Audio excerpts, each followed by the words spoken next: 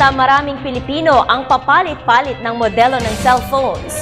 Mula sa colored hanggang screen LCDs, tila ayaw pahuli ng mga Pinoy.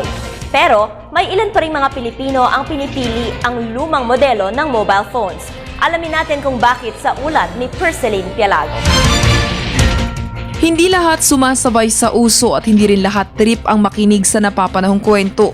Sa mabilis na pagtakbo ng teknolohiya, karamihan sa atin ay tila pagod na sa pagbago-bago ng cellphone. Hindi kasi maiwasan na may bagong modelo agad ang ibibida sa merkado na tsak na inyong pag-iipunan.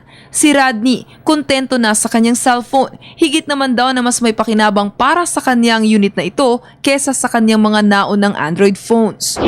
Mas maganda pang mga ganitong cellphone kasi matagal malubat, maganda pang tawagan, malinaw. Kaya kahit walang libreng apps, video calls at internet ang cellphone ni Radney, in demand pa rin ito sa ibang bansa.